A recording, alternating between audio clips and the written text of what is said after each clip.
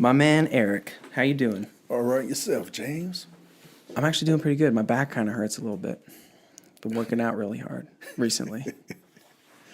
Okay, so you're getting ready to go home tomorrow. Yes, sir. Going home to see the wife and the kids. Yes, I am. Yeah. Looking forward to it. Have you been talking to them a lot since you've been here? My wife, the kids, they're at school during the day, so Yeah. I talk to them a couple times during the week at night. Yeah. Are they like really excited to have you coming back home? Yeah, they was excited 2 weeks ago. Yeah. Yeah. Yeah.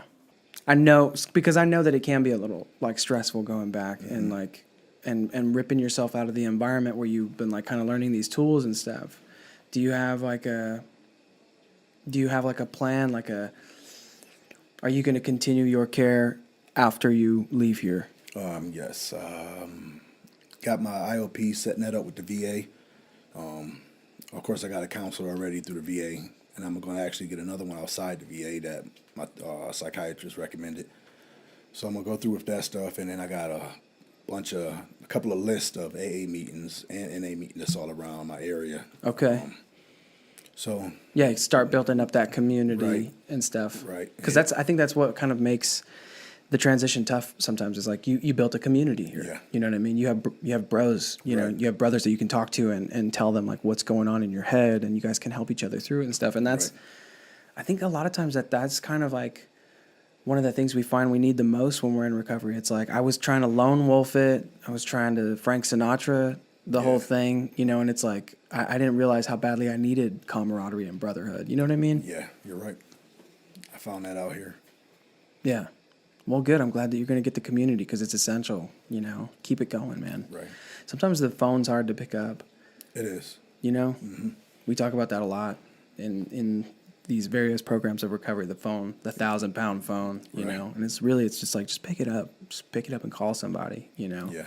I think more often than not, I mean, wouldn't you be stoked if one of your friends was having a bad day and he was like, can you Right. talk to me? Of course, right? Yeah, You'd be definitely. like, Yeah. you'd be like, yes, I'm glad that he called me then, you Right. know? Yeah. Yeah, man.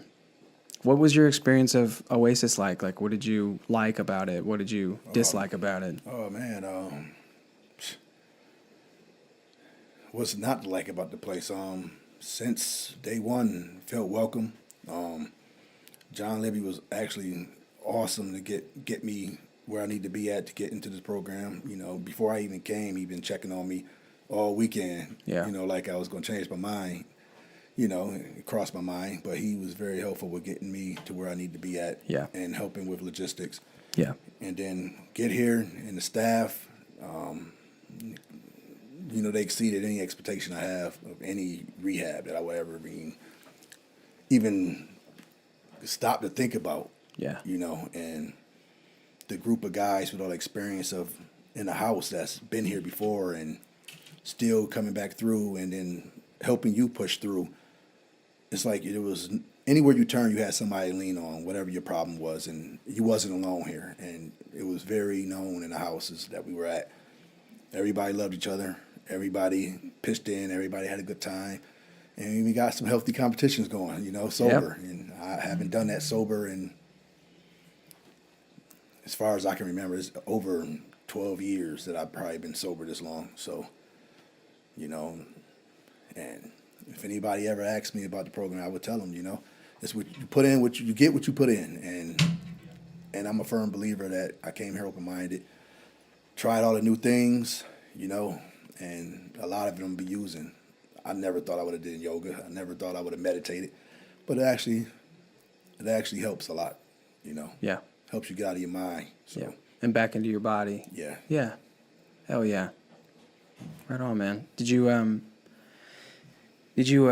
when I first got sober, I was like, at first, and early sobriety is kind of a struggle sometimes, man. It's just like, especially once you get back out there, you know, like get that community going, you know, like get a support system, continue working on your recovery.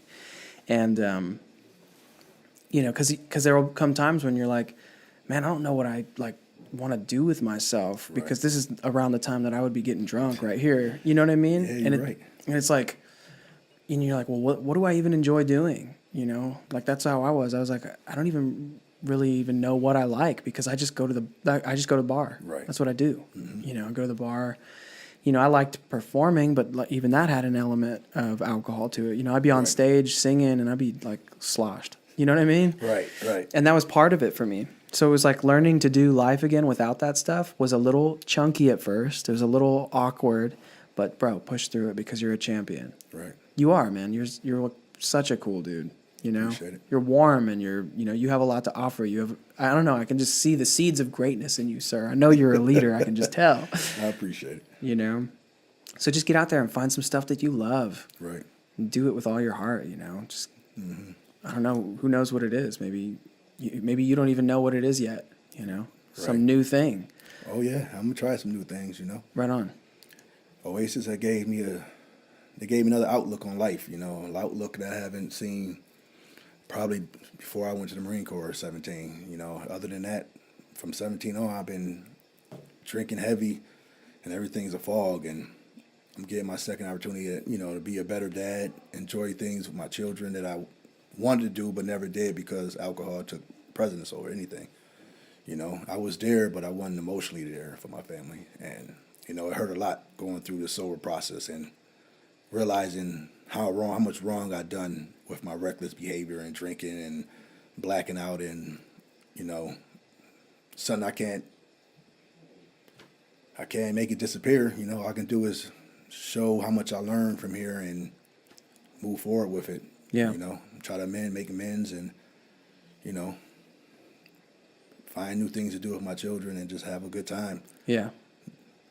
They love you in spite of what was Yes. going down. You know what I mean? So this is just going to be a cherry on the cake, bro. I like to think that, You know what I mean? Yeah. They love you. They love you. You're their dad no matter what, you know. And I'm sure it wasn't all bad times. Right. So it's just going to be a brand new, more beautiful situation than it was. Right. I'm happy for you, man. I appreciate it. Yo, thank you for doing this, bro. Hey, I told you I had you 2 weeks ago when you asked me. Yeah, man. Hell yeah. And I'm sorry I'm going to miss you this weekend. I had because we have the band coming out to play for the folks over at the men's house this weekend. Mm-hmm. And I had them learn 2 grams because I was going to be like, this is for her. I would have definitely loved to hear that, Well, anytime it's on there. Oh, I got it. It's on there. I got it. Trust me. Right on, bro. Thank you for doing this, man. I love you. I love you too, James. All right.